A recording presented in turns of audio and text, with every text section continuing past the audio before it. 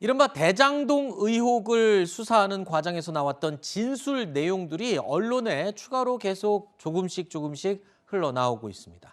대장동 의혹 핵심 인물로 꼽히는 남욱 변호사가 검찰 조사에서 했던 말들도 추가로 공개됐는데요. 그 내용을 지금 몇 가지 짚어보겠습니다.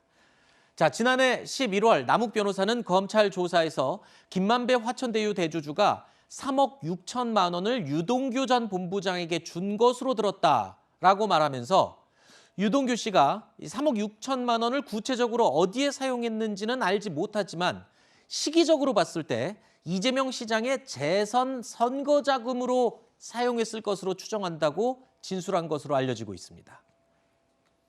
자, 이에 대해서 이재명 후보 측은 남욱 변호사의 해당 진술에 대해서 검찰 수사 결과를 지켜봐야 한다는 게 선대위의 기본 입장이다라고 밝혔습니다. 그러면서 아무런 근거가 없는 주장이다, 상식적으로 말이 되지 않는 이야기라며 반박을 했습니다.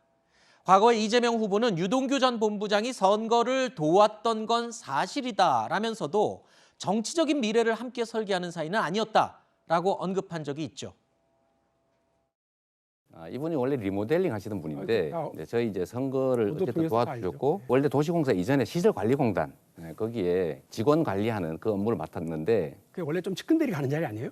측근이라고 아닌가? 정부 산하 기관에 구수 중간 그래요? 간부가 다 측근이면 예. 측근 미어 터지겠죠. 지금 이제 측근이냐 아니냐 논란인데 뭐 측근이 법률상 개념이 아니어서 정확하게 정리는 할 수가 없지만 어쨌든 그 사람이 저희 선거를 도와줬던 것도 사실이고 그러나 저희가 정치적 미래를 설계하거나 수시로 무슨 현안을 상의하는 관계는 아니고.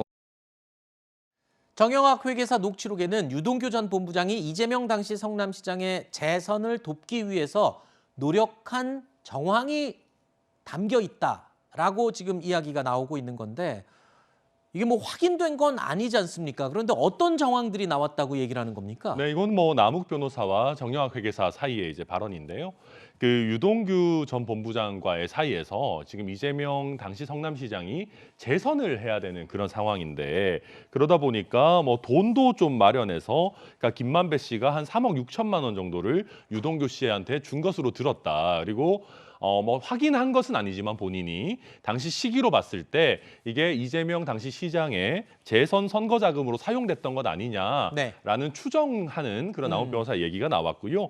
그것뿐만 아니라 이제 유동규 씨가 열심히 해가지고 이재명 시장으로부터 또 인정을 받아서 좋은 자리로 가야 된다라는 취지의 얘기들을 하면서 그렇게 유동규 씨와 이재명 시장을 도와야 했기 때문에 그 남욱 변호사와 그 대장동 일당들도 본인들이 댓글 부대를 지원할 정도로 네. 이재명 당시 성남시장의 선거 운동을 도왔다. 뭐 이런 얘기들이 지속적으로 나오고 있는 그런 녹취록 내용입니다.